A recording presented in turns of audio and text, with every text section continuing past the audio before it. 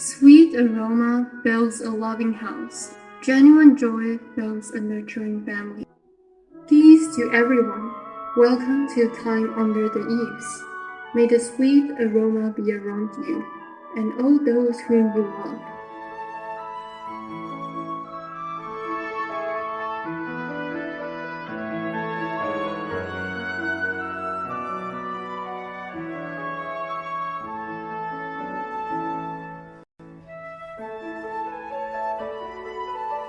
For we all stumble in many things.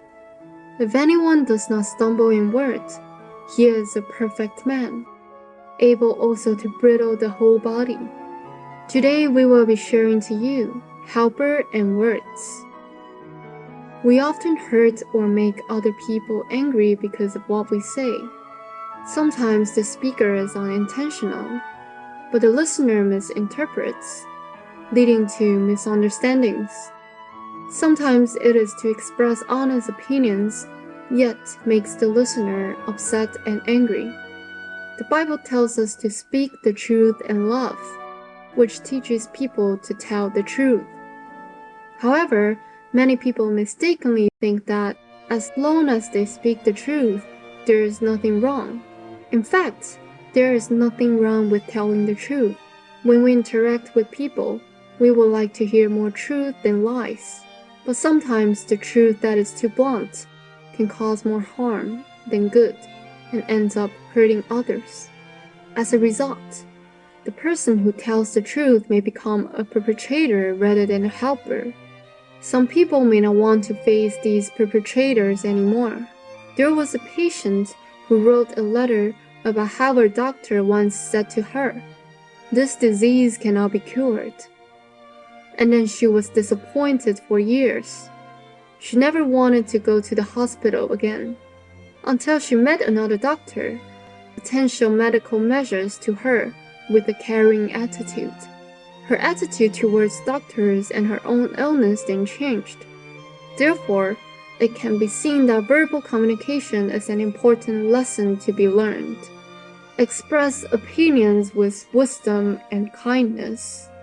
Words can often hurt people, so the importance of verbal expression is wisdom and kindness. We oftentimes encounter things we do not like, or situations when we are misunderstood or wronged, so that our emotions are affected. When we speak, we inevitably express resentment.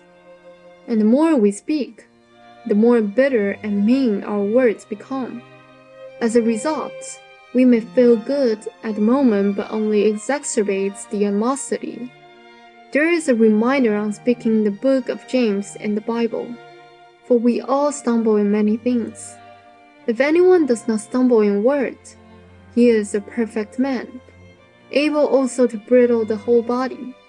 Even so, the tongue is a little member and boasts great things. See how great a forest a little fire kindles, and the tongue is fire, a world of iniquity. The tongue is so set among our members that it defiles the whole body. People are more willing to listen to words of praise than words of criticism. If we effectively use our tongues to praise and provide help instead of criticizing others, even though both are out of good intention of helping people, the former can often give others the motivation to change or accept our reminders. Therefore, the Bible reminds us of the importance of our tongues and teaches us to control our tongues. The book of Colossians in the Bible also states, "Walk in wisdom toward those who are outside. Let your speech always be with grace, seasoned with salt, that you may know how to ought to answer each one." These verses teach us the importance of our verbal communication as wisdom and kindness. The function of salt is to season, suggesting that words can not only bring disputes, but also can mediate conflicts. Are the words we speak healthy and tasty that people are willing to listen and receive help? Endure with patience, encourage with gentleness. Most people are soft defensive and are not necessarily willing to accept other people's advice or teaching. The purpose of communication can only be achieved only if we have a lot of love, patience, and a gentle attitude in encouragement. It is recorded in the history that Emperor Taizong of Tang could accept advice. There was a time when he ordered to construct the Fanshan Palace and the Laojiang Temple and the Shanghai Temple. Minister Zhang Wei was worried and advised the emperor against arrogance and extravagance, but practice moral governance and be considerate of the people. He risked his life to tell the truth and proposed the 10 respects a truly wise emperor should discipline himself in. No one likes criticism, neither did the emperor. He was furious that he wanted to kill Zhang Wei on the spot. The queen then persuaded the emperor to calm down and save Wei Zhen's life, and the latter generations now have the governance during the Zhang reign. In the current neuroscience research, images of brain can be captured with functional magnetic resonance imaging, which is a preconceived cognitive concept that is placed deep in the brain and general cognition. For example, new products, unfamiliar people, ordinary pictures, plays on the top layers of the brain. This finding points out that even wrong ideas, because they first enter the cognitive system of the brain, seem to be branded into the memory of the brain nerves and therefore are difficult to change, unless additional time and learning are put into re-establish new cognitions that replace the old ones. Therefore, when persuading others, we must be patient and gentle, not reproachful, so that people are willing to accept and change their mistakes. Communication also requires empathy, so that we understand the state of mind, position, and difficulties of others. If the doctor does not have empathy and directly says to the patient, "This disease cannot be cured," the patient will be disappointed and never wanted to see a doctor again. Similarly, if we do not have empathy and confidently tell a sick person what to do, will he or she be willing to share his or her feelings with us? Usually, those who have suffered are more able to comfort others.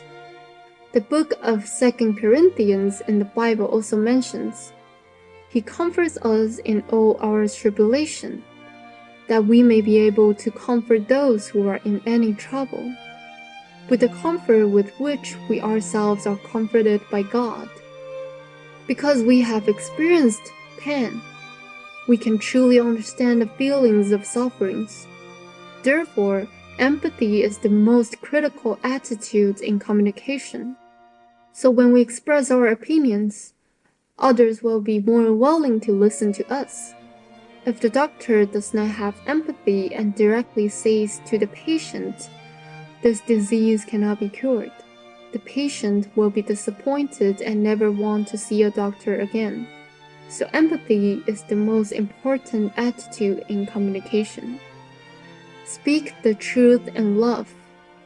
In Ephesians, it says, "But speaking the truth in love may grow up in all things into Him who is the head, Christ."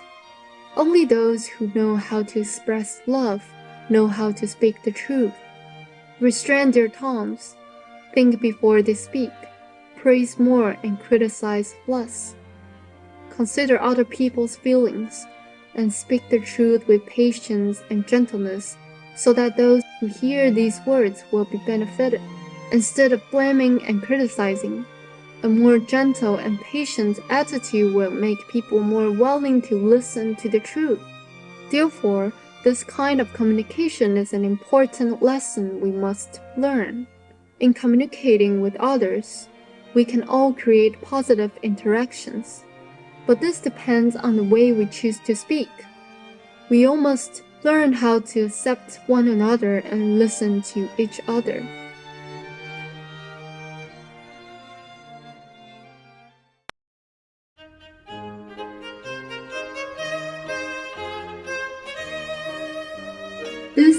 needs our sharing for mutual encouragement. If you like the content of this video, please share it with those around you. Thank you for watching. Hope to see you in our next video. May the peace of our Lord Jesus Christ be with all of you.